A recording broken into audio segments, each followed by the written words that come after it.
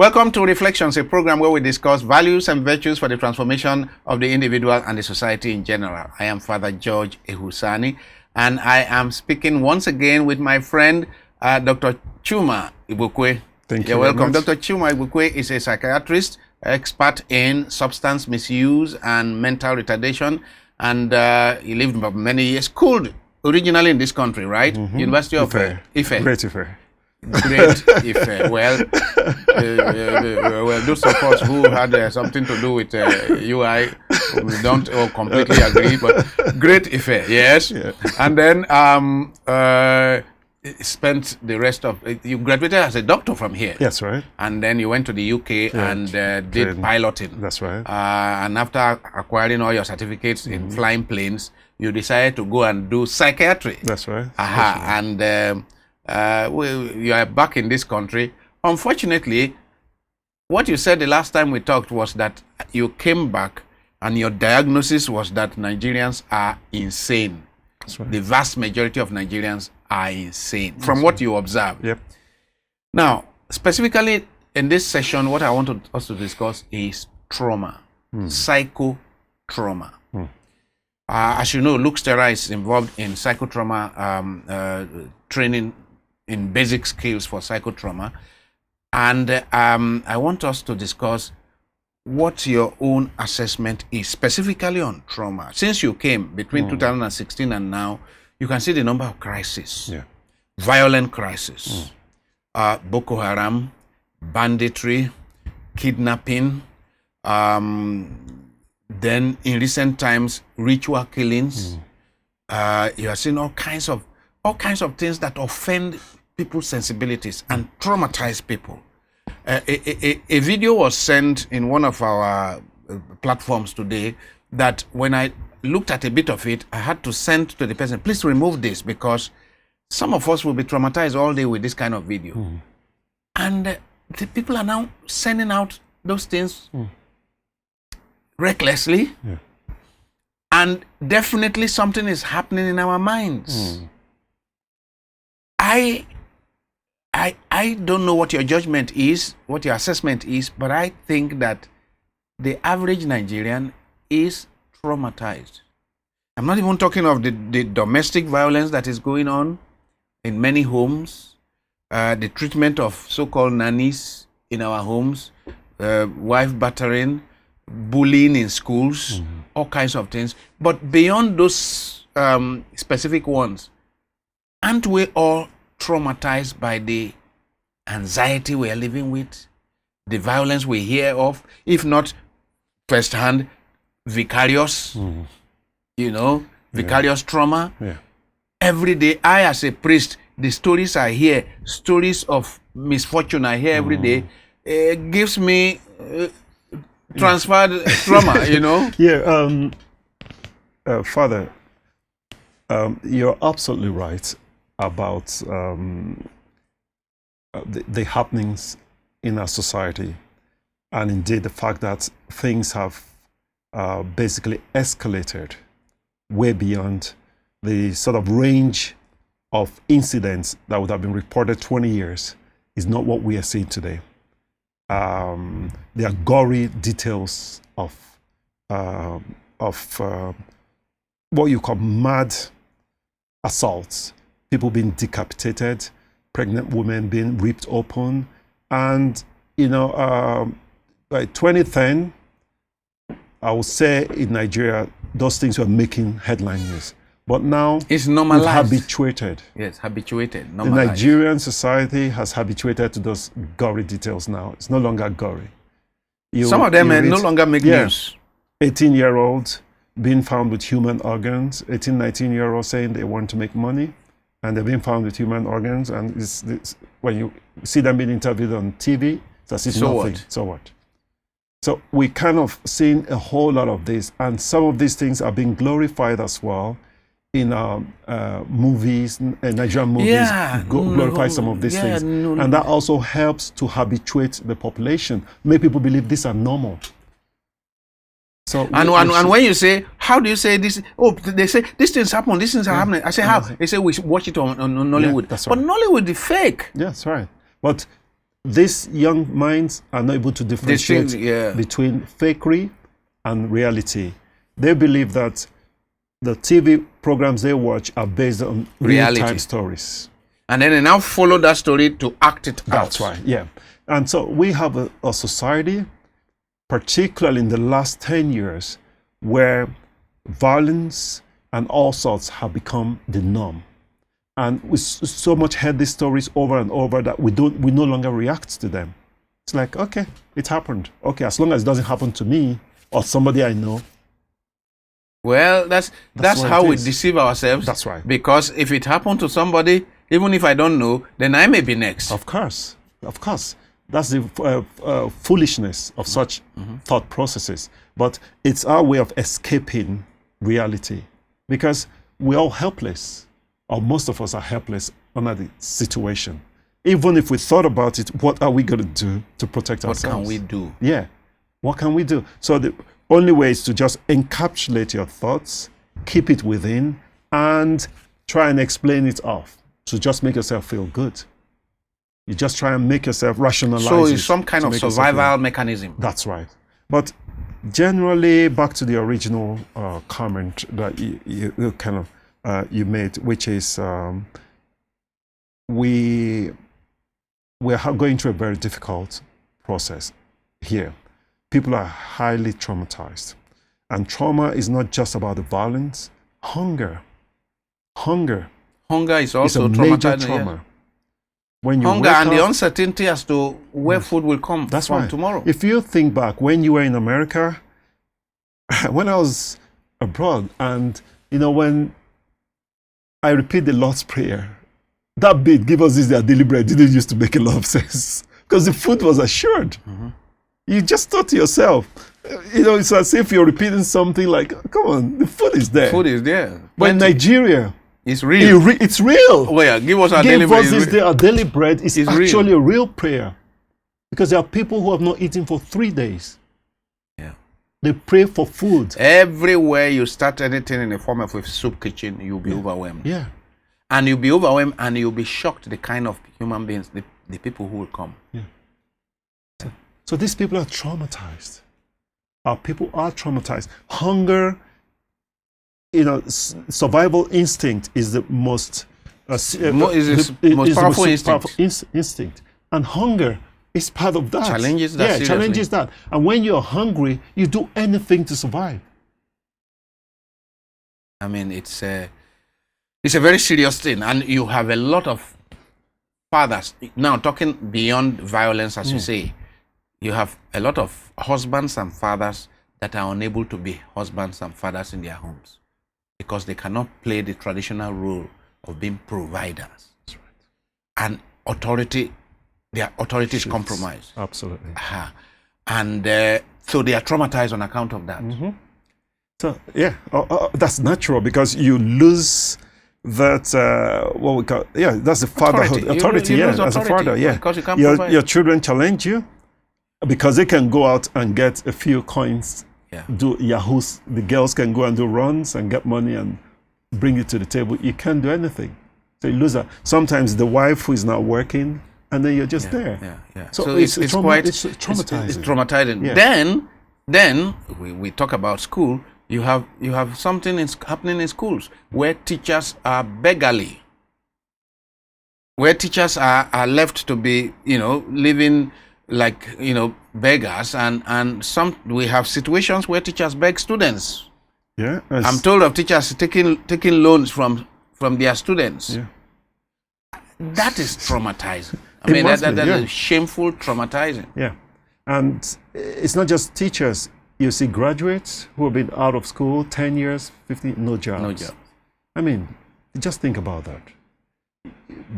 Probably pays for themselves, looked for money, sourced that money to go through university education, and 10, 15 years later, not a job. What can be more traumatizing than that? What is your assessment as to the level of awareness in the society of the reality of this trauma? I mean, because you see, yes, you and I are talking about it now, but in the 6 years since you've been here, how aware do you think people are of the the traumatic environment, the traumatized human beings all over. Are people aware, or we are traumatized and we are just in it? Like, I think I use the word habituate. Habituate, yes. I think we've habituated to it. And every now and then, the politicians towards the elections bring some of these things up and then give the impression that they are actually looking at that. But in reality, each level, as we move up each year, each time, society just we people tend to have a way of habituating to it. We just accept it. We absorb it. And then we become, and as we absorb it, the only way where we see solution is the churches and the mosque, and then to the traditional babalawos. And so we have an increasing number of churches, mosque, and spiritual and new springing up of spiritual all sorts of houses. religions and all sorts of things coming up, because people realize there's a problem. They may not be able to name it. They can't name but it, they know but they know there's a problem, and that's why they seek those things. I always say to my friends, for you to understand how much people understand about the problem, go for a night vigil prayer, loud prayer. Listen to people praying. You will now understand the kind of problems they're going Seriously. through. Yeah. Because just listen to at that point, they've lost all inhibitions. There's no inhibition. That's right. They believe they are talking to God. That's right. So if you just listen, you now understand the level of deprivation, the level of trauma that people are going through. And the only people they can cry up to is God. But as soon as they leave God, they're thinking of a relative or a friend who is well off, and they're sending a text in the morning to ask for help. So what the trauma has brought is a bit bipolar. We've got people who have become extremely religious and then those who have gone to extreme violence to get whatever they want. They don't care. They're ready to die, but extreme violence. And that's why we have which is what a lot of our young people are turning to that. That's right. And that starts from school cultism. Yes. So many cults are there. Many are dying because of attacks on each other, and they graduate from there into thuggery, into banditry, into kidnapping. So that's a different those ones sense. It's like those ones have given up hope of getting things in any right way, because they really believe there's no right way in Nigeria. Precisely. I don't think they've given up hope. For them, that is the right way. Oh, that has become the right way. Yeah, because that's the new normal. Because we have a lot of respect for people with material wealth.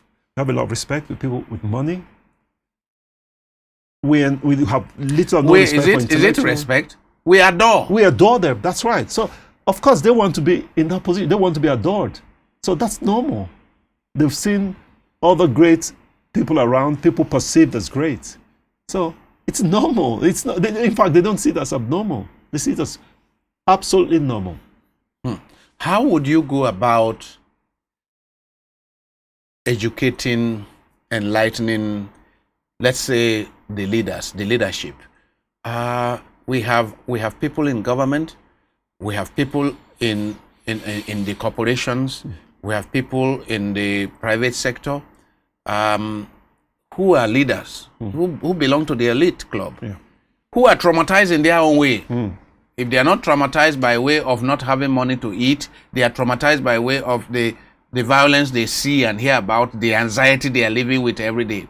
But how would you go about helping people to recognize that this situation you are saying we have been habituated, we have normalized? How would you help people to know that this is not normal, so that we can all put hands together to begin to address the situation? That we are living in abnormal situation, in an abnormal times. This is insane. Yes, right. How would you go about that education? I think, like I said, like you rightly said, it's education, but we need to look at it probably across the spectrum. The easiest group to educate are the kids, the children who are grown-ups of tomorrow. Yeah. We need to undertake a whole lot of psychoeducation at that level, because children are easily teachable and their characters are easily moldable. Okay, but the sad thing is when you teach them at school, they're going back to the homes going back home where the whole problem is still sitting. But still, I remember one of my nieces, from school she comes back and then she comes to the house. She keeps singing and tidying up because she's meant to be doing that. That's what they taught at school. So, but children first, very important. Okay. We need to invest in them, and that's a lot of primary school. Those moral instructions they do at assembly, morning assembly, they're all missing from schools. So before you can reach those children, you need to first of all reach teachers. That's right. You need to bring teachers. You need to bring those who make teachers curriculum to include these things. Because just think about it. I just said something that you probably missed out. Do you know that, I'm not sure, I went to a public primary school. And my public primary school, every morning we had An assembly. Yes. And there was a moral instruction. But it's missing. It's You'll be surprised. missing Completely now. gone.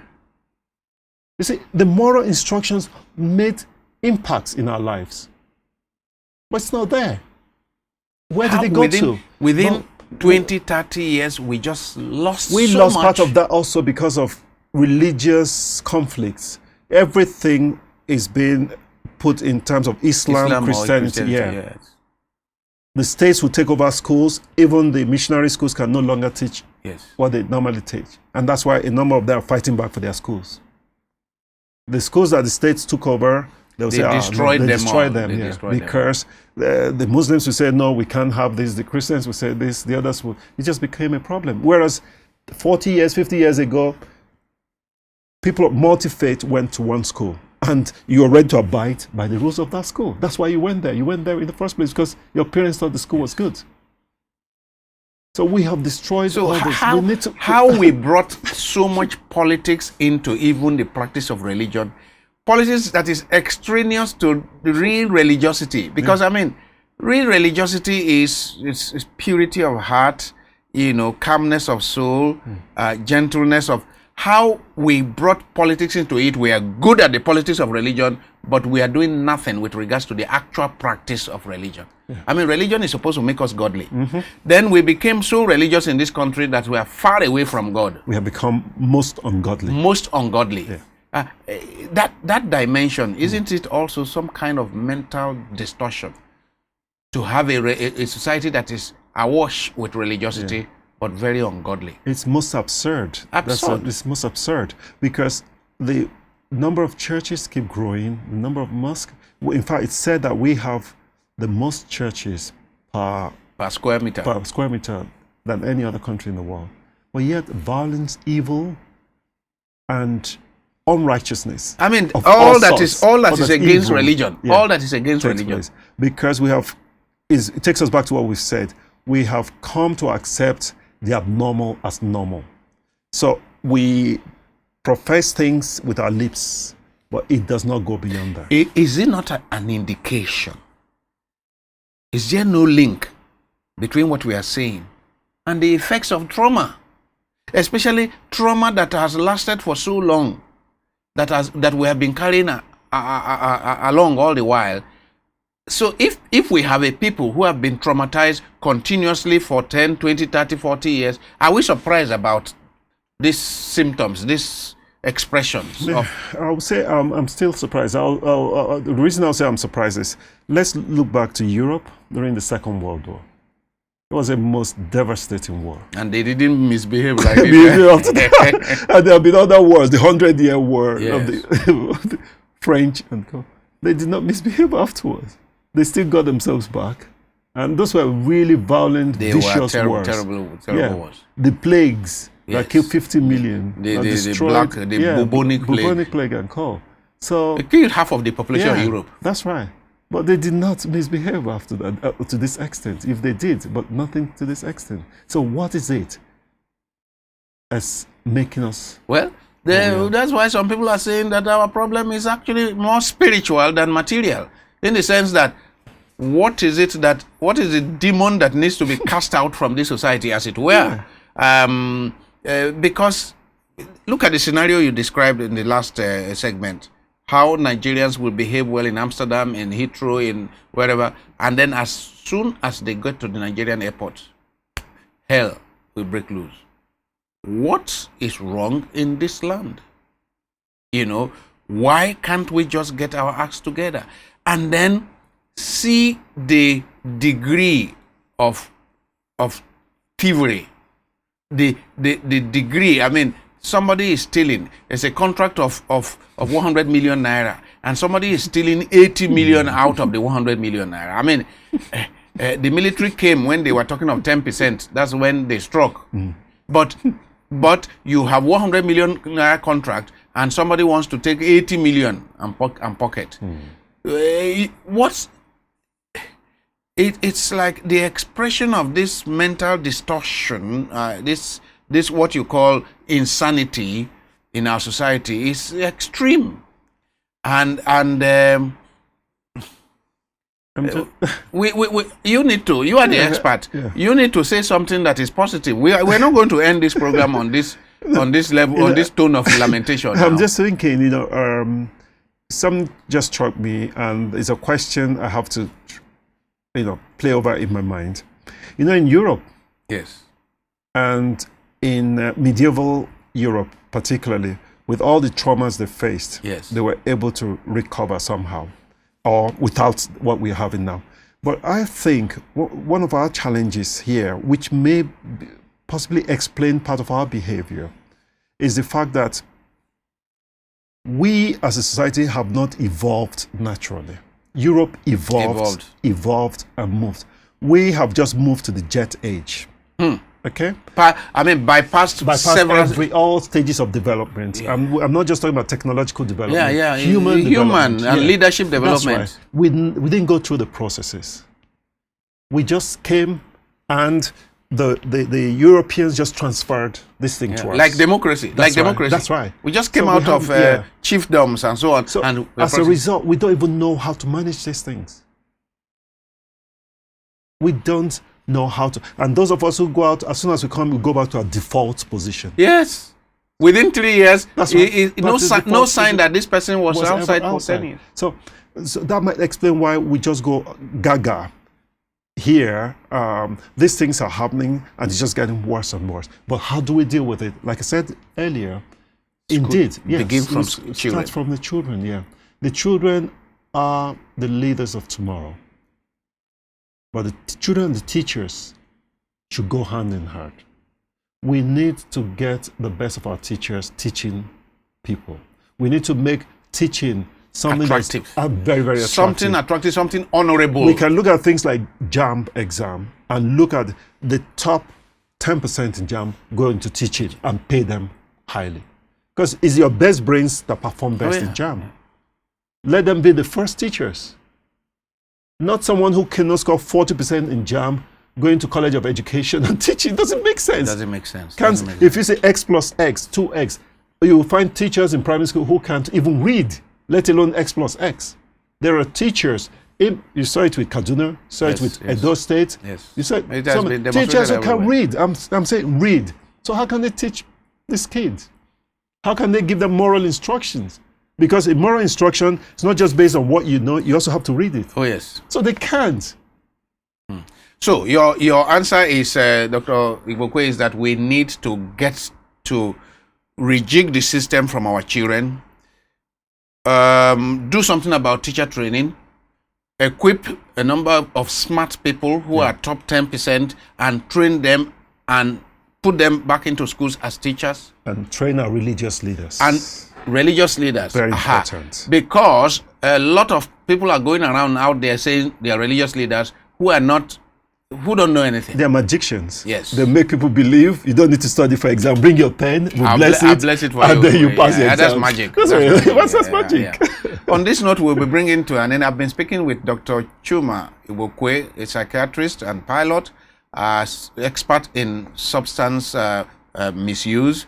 And we've been speaking about trauma in Nigeria, the reality of trauma in Nigeria, and what we can do. And he is saying part of solving this problem is to begin with children, because the adults are perhaps what he means is that they are a lost cause. People of my generation are pretty much a lost cause. However, people of my generation can support this project for the sake of posterity, that we do something about the future generation by investing in our children, investing in education, investing in teachers for a better society. That's right. This is a topic we will have to keep discussing. Okay. It's been wonderful having you. Pleasure is all mine. Wonderful meeting you. Thank you. Thank you very much. Thank you, sir. God bless you. Thank you.